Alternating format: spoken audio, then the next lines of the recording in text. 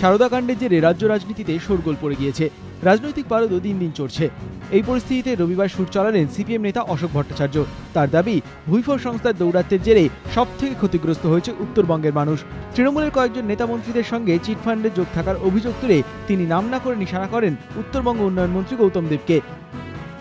চিটফান্ডের প্রতারণার সাথে বহু মানুষকে কালকে আমরা রাস্তায় দেখেছি, বহু মানুষ আমাদের কাছে এসেছিল, তারা কিন্তু এখানকার মন্ত্রীর নাম করছে। এই চিটফান্ডগুলি ক্রিডেন্সিয়াল হিসাবে সেই মানুষরা যারা প্রতারণা করেছে তারা কিন্তু এই নেতা মন্ত্রীদের নামকে তারা ব্যবহার করেছে, এবং তার মধ্যে দুজনের নাম কিন্তু ইতিমধ্যেই কাগজে এসছে, পাবলিকলি এসছে।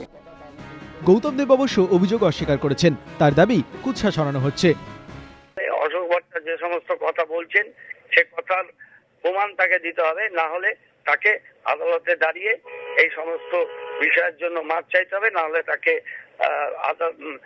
ডিফামেশন সুট তাকে ফেস করতে হবে, both civil and criminal. Ashok ভট্টাচার্যের আরো অভিযোগ, উত্তরবঙ্গে ফিল্ম সিটি তৈরির নাম করে একটি চিটফান্ড সংস্থাকে জমি দেওয়ার প্রক্রিয়া চলছে। 84 একর জমি ফিল্ম সিটির নাম করে কোন একটা চিটফান্ড কোম্পানিকেই দিয়ে দেওয়ার জন্য একটা প্রসেস স্টার্ট হয়েছে, প্রক্রিয়া শুরু হয়েছে। যাদেরকে এটা দেওয়া হবে ফিল্ম সিটি করার জন্য কোনো কম্পিটিটিভ বিডিং হয়েছে কিনা, নাকি সুনির্দিষ্টভাবে একজন দুটো চিটফান্ডের কোম্পানিকে দেওয়ার জন্যই তারা সিদ্ধান্ত নিয়েই এটা করা হয়েছে। এই অভিযোগও অস্বীকার করেছেন উত্তরবঙ্গ উন্নয়ন মন্ত্রী। তার পাল্টা দাবি, ফিল্ম সিটির জন্য শুধু জমি চিহ্নিত হয়েছে।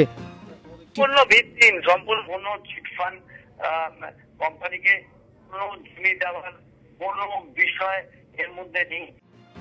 রাজনৈতিক মহলের মতে, সারদা কাণ্ডের জেরে যেভাবে শাসক বিরোধীরা মুখ খুলছেন তাতে এই ইস্যুকে ঘিরে রাজনৈতিক পারদ আরও চড়বে।